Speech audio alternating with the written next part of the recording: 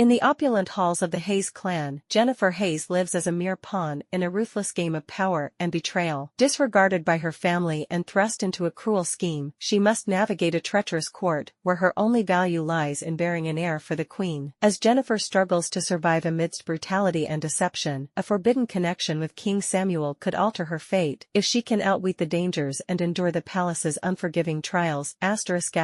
Jennifer Hayes had always been relegated to the shadows of her family's grand estate. For 16 years, she had lived in the cold-back annex, shunned and neglected by the principal wife of the Hayes clan. Her existence was one of isolation until the fateful day when her brother was brutally taken away by a group of governesses. Jennifer, in a desperate bid to protect him, fell to her knees, pleading with the principal wife. The woman, with a cruel sneer, threatened her with the survival of her brother hanging in the balance. The agony was unbearable, and Jennifer, her heart heavy with dread, could only nod in submission. Her circumstances worsened when her legitimate sister, Queen Isabella, summoned her to the palace under the guise of companionship. But Jennifer soon discovered that her sister's intentions were far from benign. Behind closed doors, Isabella's venomous tone cut through the air as she warned Jennifer, "Get this straight, you're just a surrogate. Step out of line, and you'll wish you hadn't." This chilling declaration set the stage for Jennifer's new life of subjugation. That night, Jennifer was subjected to a harsh and degrading ritual by Nanny Adams, Isabella's loyal servant.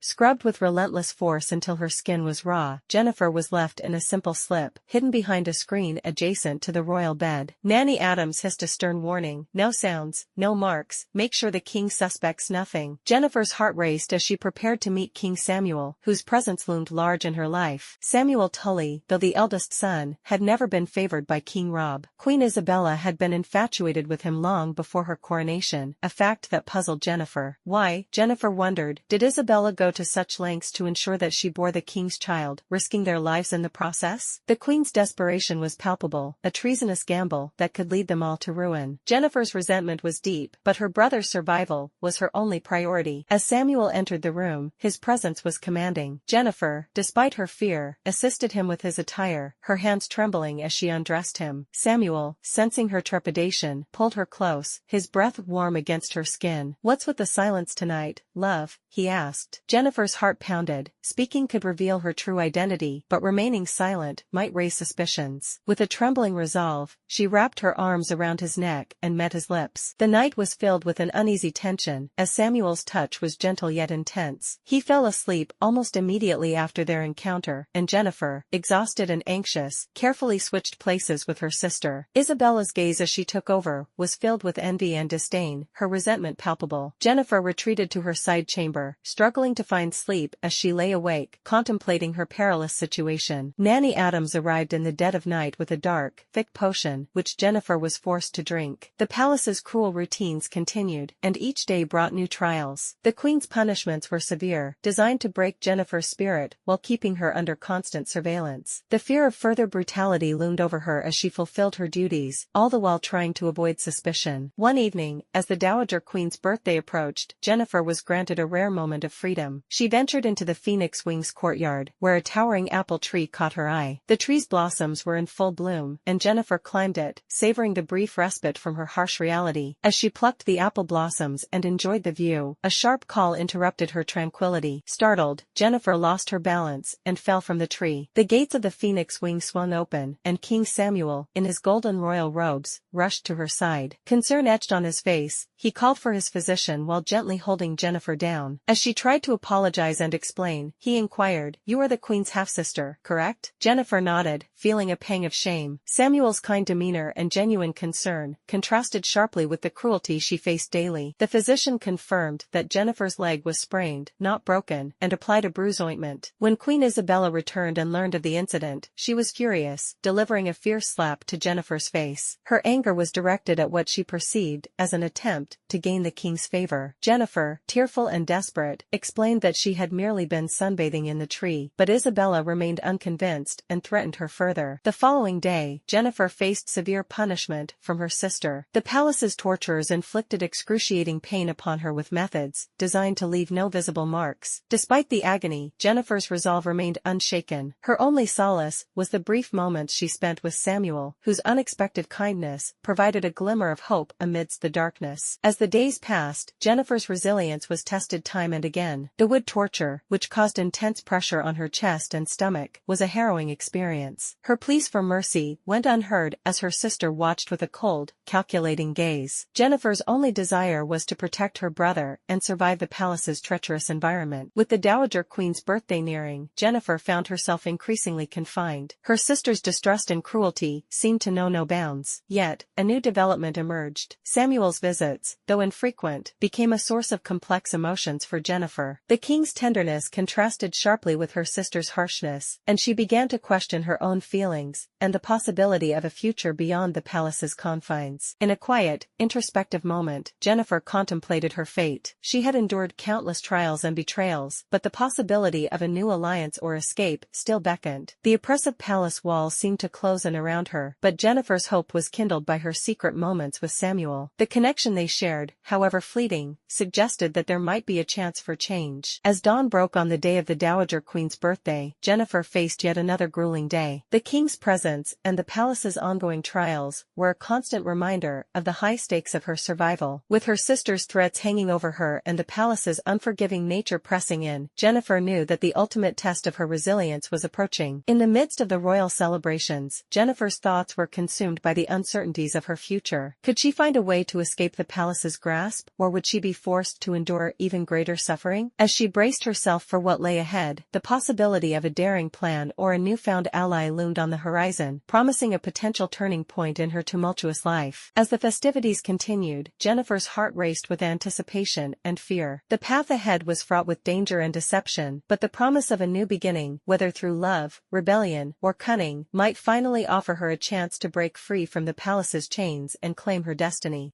Search 132622 on Novel Short to read book for free.